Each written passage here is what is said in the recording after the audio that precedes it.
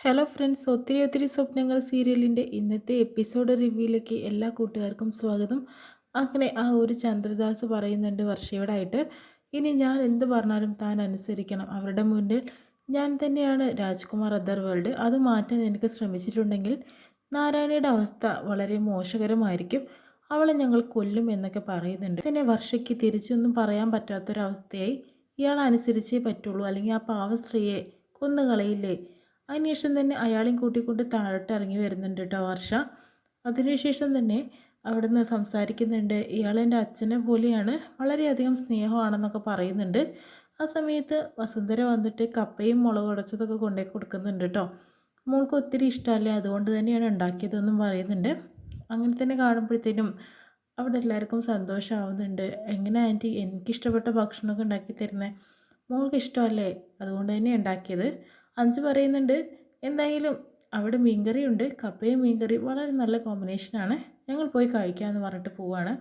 അതിനുശേഷം തന്നെ ധനപാലനും വസുന്ധരയും കൂടി ആലോചിച്ച് കരയാട്ടോ. പാവം കുട്ടി, അവൾക്കൊന്നും അറിയില്ലല്ലോ. അങ്ങനെ തന്നെ അവിടെ ചന്ദ്രദാസും വിഷമിക്കുന്നതായിട്ട് കാണിക്കുന്നുണ്ട്. പാവമാണ് അവൾ. എൻ്റെ വർഷ, അവൾക്ക് നല്ലത് മാത്രം വരട്ടെ എന്ന് പറഞ്ഞാൽ സാറിൻ്റെ നാവ് പൊന്നാവട്ടെ എന്നൊക്കെ പറയുന്നുണ്ട് കേട്ടോ. ആ സമയത്ത് തന്നെ വിവേകാണെങ്കിലോ വർഷ റൂമിലേക്ക് വരുന്നതും അവനോട് നല്ല രീതിയിൽ സംസാരിക്കുന്നതൊക്കെ ആയിട്ട് സ്വപ്നം കാണുകയാണ്. ആ ടൈമിൽ തന്നെ യഥാർത്ഥത്തിൽ വർഷ അങ്ങോട്ട് എത്തുന്നു. ആ സമയത്ത് താൻ എന്താണ് ഇവിടെ നിൽക്കുന്നത് എന്ന് പറയുമ്പോൾ വർഷയ്ക്ക് ഒന്നും പറയാൻ പറ്റാത്തൊരവസ്ഥയിൽ ഇങ്ങനെ നിൽക്കുവാണ്. വിവേകാണെങ്കിലോ തനിക്കെന്താ പുറത്ത് വരുന്നില്ലേ എന്ന് ചോദിക്കുന്നുണ്ട് കേട്ടോ.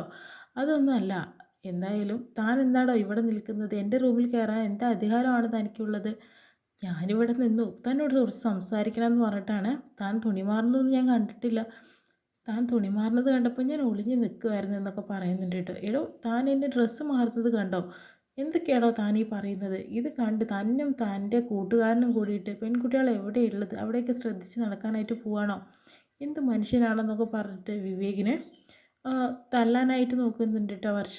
അതിനുശേഷം തന്നെ ഷർട്ടിൻ്റെ കോളർ പിടിച്ച് തിരിക്കുന്നൊക്കെ ഉണ്ട്. ആ സമയത്ത് വർഷയും അതുപോലെ തന്നെ വിവേകും ബെഡിലേക്ക് വീഴുന്നത് കണ്ട് കേട്ടോ. അപ്പോഴത്തേനും വേഗം വന്നിട്ട് വർഷ വിളിച്ചു പോകുന്നുണ്ട്, താൻ എന്നെ പിടിച്ചല്ലേ എന്ന് പറഞ്ഞിട്ട്. അങ്ങനെ അഞ്ചു അതുപോലെ തന്നെ അഭി ഓടി വായോ, ഇയാൾ എന്നെ കയറി പിടിച്ചു എന്നൊക്കെ പറയുന്നുണ്ട് കേട്ടോ. എന്താണോ താൻ പറയുന്നത്, ഞാൻ തന്നെ കയറി പിടിച്ചെന്നോ, നോണ പറയാൻ നിൽക്കരുതെന്ന് പറയുന്നുണ്ട്. അതെ, ഇയാൾ എന്നെ കയറി പിടിച്ചു അഞ്ചു എന്ന് പറയുന്നുണ്ട്. വിവേക് എന്താ ഇവിടെ, അത് ഞാൻ വർഷയുടെ ഒരു കാര്യം അന്വേഷിക്കാൻ വേണ്ടി വന്നതാണ്. വിവേക്, താൻ എന്താ ഇങ്ങനെയൊക്കെ പറയുന്നത്, താൻ ഇങ്ങനെ കാണിച്ചത് വളരെ മോശമായി പോയെന്ന് പറയുന്നു. ആ സമയത്ത് തന്നെ വിവേകാണെങ്കിലോ ഇനി ഇങ്ങനെ പറഞ്ഞാൽ രക്ഷയില്ല, ഇവർ മുന്നിൽ ആ മറ്റേ കള്ളൻ തന്നെ പുറത്ത് വരുത്തണം. കാരണം വർഷയല്ലേ കള്ളി, കാരണം എൻ്റെ മുന്നിൽ പെടാതിരിക്കാൻ റെഡ് സാൻഡിൽ പൊടിയൊക്കെ തേച്ച് നടക്കുക തന്നെയായിരുന്നല്ലോ, ഇവളുടെ മുഖം ഒന്ന് നേരിട്ട് കാണുമെന്ന് പറഞ്ഞിട്ട് തന്നെയാണ് ഞാനിവിടെ വന്ന് നിന്നതെന്നും പറയുന്നുണ്ട്. ആ സമയത്ത് തന്നെ ഇങ്ങനെ ചെയ്യാൻ പാടുണ്ടോ, ഞാൻ എൻ്റെ വീട് എൻ്റെ റൂം എനിക്ക് വന്നൂടെ എന്ന് വിവേകം പറയുന്നുണ്ട്. അത് തെറ്റാണെന്ന് അഞ്ചും പറയണം. കാരണം ഞങ്ങളിവിടെ വാടക തന്നിട്ട് തന്നെയാണ് ഇവിടെ നിൽക്കുന്നത്, ഇത് ഞങ്ങളുടെയും കൂടെ വീടാണ്. ഇപ്പോൾ വിവേകിനാണെങ്കിൽ ഇങ്ങോട്ട് വരാനൊന്നും പാടില്ല എന്നൊക്കെ പറയുന്നുണ്ട് കേട്ടോ. ഇത് തെറ്റായി പോയെന്ന് പറയുന്നു. ഇയാളൊരു വഞ്ചകനാണ്. അപ്പോഴത്തേനും വിവേകാണെങ്കിലോ പറയുന്നുണ്ട്, എന്തായാലും ഞാൻ കുറച്ച് കാര്യങ്ങൾ നിങ്ങളോട് കുറച്ച് കാര്യങ്ങൾ മമ്മയോട് അങ്ങ് പറഞ്ഞിട്ടുണ്ടെങ്കിൽ എന്തായിരിക്കും, ഇതല്ലേ അവസ്ഥ എന്ന് എന്തൊക്കെ വിവേകി പറയുന്നത്. കാരണം എന്നെ അന്ന് ആ പോലീസ് സ്റ്റേഷനിൽ കയറ്റിയ പെൺകുട്ടി ഇയാളാണെന്നുള്ളത് അമ്മയോട് വിളിച്ച് പറഞ്ഞിട്ടുണ്ടെങ്കിൽ നിങ്ങൾക്ക് ഒരിക്കലും ഇവിടെ നിർത്താൻ പറ്റില്ല. പിന്നെ ആൾമാറാട്ടം നടത്തിയതിൻ്റെ പേരിൽ കുറേ കേസുകൾ വന്നിട്ട് 2-3 വർഷം അകത്ത് കഴിയുകയും ചെയ്യാമെന്ന് പറയുന്നുണ്ട്. ആ സമയത്ത് അബിയോട് ചോദിക്കുന്നത് ഇതിൻ്റെ സെക്ഷൻ എത്രയാണെന്ന രീതിയിലൊക്കെ ചോദിക്കുന്നുണ്ട്. അബി 3 വർഷം ആണെന്നൊക്കെ പറഞ്ഞു കൊടുക്കുന്നുണ്ട്.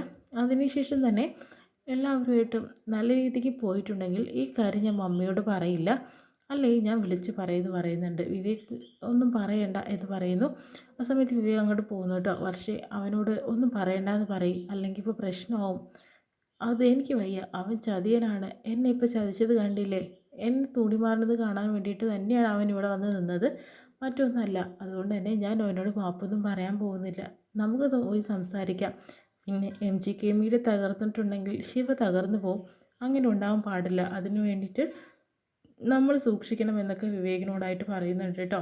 അപ്പോഴത്തേനും വർഷ, ഇവരോട് മാപ്പ് പറയേണ്ട കാര്യമൊന്നുമില്ല, എന്തായാലും നിങ്ങൾക്ക് സുരക്ഷിതമായിട്ട് ഇവിടെ നിൽക്കാം, ഞാൻ ഇറങ്ങി പോകണമെങ്കിൽ പോവാം, പക്ഷേ അയാളോട് മാപ്പ് പറഞ്ഞിട്ടൊന്നും ആവില്ല, അപ്പോഴത്തേനും അഭി പറയുന്നുണ്ട്, അഞ്ജു നമുക്ക് പോയി അവനോട് മാപ്പ് പറയാം, അല്ലാതെ രക്ഷയൊന്നുമില്ല. അപ്പോഴത്തേനും വിവേക് വരെ വെയിറ്റ് ചെയ്തുകൊണ്ടിരിക്കുക കേട്ടോ. എന്തായാലും വന്നല്ലോ. ആ, വിവേകേട്ടാ ഇത് പുറത്ത് ആരോടും പറയരുത്, കാരണം ഞങ്ങളുടെ ജീവിതം എല്ലാം അബദ്ധത്തിലാവുമെന്ന് പറയുന്നു. ആ സമയത്ത് നിങ്ങളോട് എനിക്ക് വ്യക്തിപരമായ ദേഷ്യമൊന്നുമില്ല, പക്ഷേ വർഷ അവൾ എന്നോട് മാപ്പ് പറയാതെ ഈ കാര്യം ഞാൻ അമ്മയോട് പറയുമെന്ന് പറയുന്നുണ്ട് കേട്ടോ. അങ്ങനെ വർഷ അവിടേക്ക് വരുന്നുണ്ട്. അതൊന്നും പറ്റില്ല, ഇത് വേണമെങ്കിൽ വിളിച്ച് പറഞ്ഞോ, എന്നെ എന്നെ എൻ്റെ പേര് പറഞ്ഞിട്ട് ഇവരെ വെറുതെ വിട്ടേക്ക്. എനിക്ക് എന്ത് ശിക്ഷ താൻ വിധിച്ചാലും കുഴപ്പമില്ല, ഇവിടുന്ന് ഇറങ്ങി പോകേണ്ടി വന്നാലും എനിക്കതൊരു പ്രശ്നമല്ല എന്നും വർഷ പറയുന്നുണ്ട് കേട്ടോ. അപ്പോൾ തനിക്ക് ഞാൻ 24 മണിക്കൂർ സമയം തരാം, ആ സമയത്തിനുള്ളിൽ താൻ ആലോചിച്ചിട്ട് ഒരു തീരുമാനം പറഞ്ഞാൽ മതിയെന്ന് പറയുന്നു. ആ സമയത്ത് വീണ്ടും വർഷ വാശിക്കുന്നതാണ്. ചന്ദ്രദാസ് ഇവന് ഒത്തുചേർന്നിട്ടുള്ള പണിയാണ്, അയാൾ എങ്ങോട്ട് കൊടുത്തതും ഇവൻ തന്നെ.